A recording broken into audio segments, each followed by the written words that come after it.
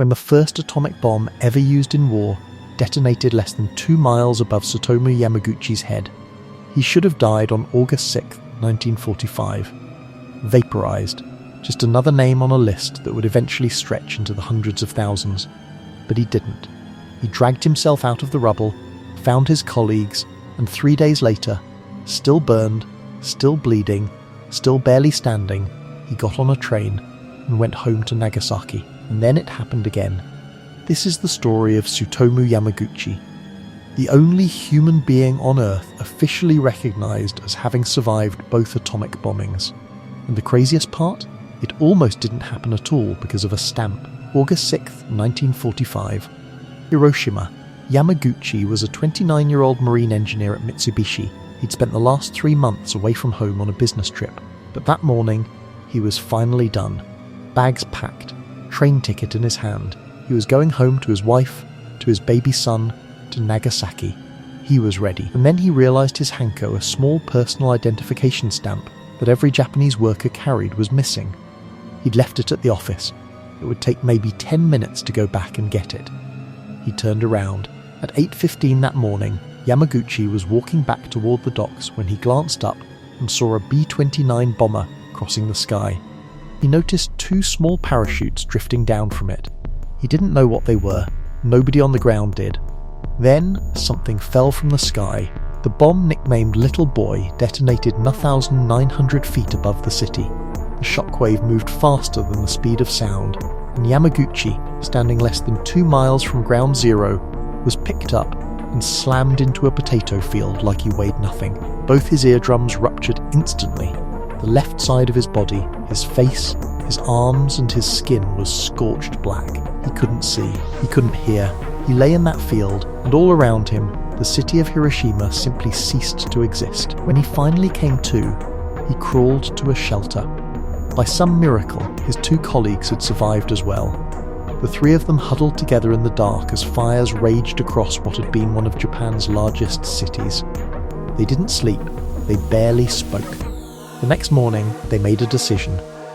They were going home. The journey back home, getting out of Hiroshima after an atomic bomb, was like waking up the next morning after an apocalypse. The roads were gone, the rail lines were damaged, dead and dying people were everywhere. The survivors walking out of the city looked, by one account, like ghosts burned, hollow-eyed, barely human. Yamaguchi was one of them. He made it to Nagasaki on August 8th, 2 days after the bomb. His bandages were stuck to his skin. His fever was climbing. His wife took one look at him and didn't recognise him at first. The burns had changed his face. But he was home. He survived Hiroshima. He was done with the worst of it. He reported to work on August 9th. He sat down across from his supervisor that morning and began to describe what had happened in Hiroshima. The flash, the wave, the heat that came before the sound, the buildings that just folded in on themselves. He told his supervisor that a single bomb had done all of it. His supervisor stared at him. He said it wasn't possible. He said Yamaguchi must be confused, or traumatized, or both. One bomb couldn't do that to an entire city. That was not how bombs worked. That was not how anything worked. Yamaguchi kept talking. He kept trying to explain. And then the room went white. 11:02 am, August 9th, 1945. The second bomb Fat Man detonated over Nagasaki. Again roughly 2 miles away. Again the windows exploded inward. Again the ceiling came down. Again Tsutomu Yamaguchi was thrown to the floor by an atomic bomb. He said later, lying there in the wreckage of his office, he looked outside and saw a mushroom cloud rising over Nagasaki, and it looked exactly like the one he had seen over Hiroshima 3 days before. This time, the blast itself didn't burn him. His body, what was left of it, had somehow shielded him. But the radiation had already gotten in. For over a week, he burned with fever so high his wife thought she was losing him. He couldn't keep food down. His hair fell out in clumps. His white blood cell count collapsed. His body was eating itself alive. He survived anyway. Nobody could really explain it. But he did. After the war ended, Yamaguchi went quiet. He worked as a translator for the Allied occupation forces. He went back to Mitsubishi. He went back to designing oil tankers. He had 2 daughters. He tried, by all accounts, to just live a normal life, but the bombs followed him home in ways he couldn't outrun.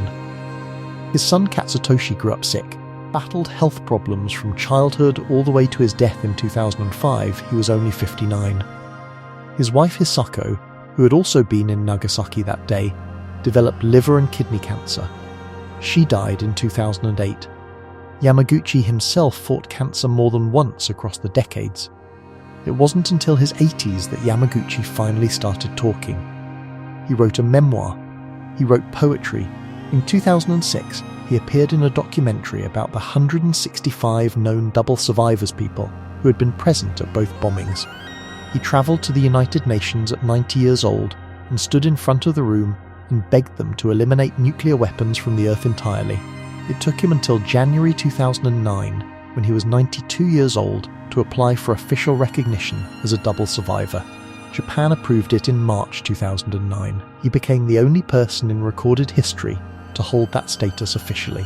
He died 10 months later, January 4th, 2010, at the age of 93 years old. Yamaguchi wasn't in a bunker. He wasn't behind some wall. He was standing in the open air, less than 2 miles from ground zero both times when the most destructive weapons ever built went off, and he walked away alive, twice. Was that luck, or was it something else? Yamaguchi himself came to believe he had survived for a reason, that the universe, or fate, or whatever you want to call it, had kept him alive because somebody needed to tell the truth about what those bombs actually felt like. And he spent the last years of his life doing exactly that. The one man alive who experienced both bombings, who felt the heat, the shock radiation, and the grief twice over. That same man spent his final decade travelling the world, standing in front of governments and telling them to get rid of the weapons. And they still haven't listened.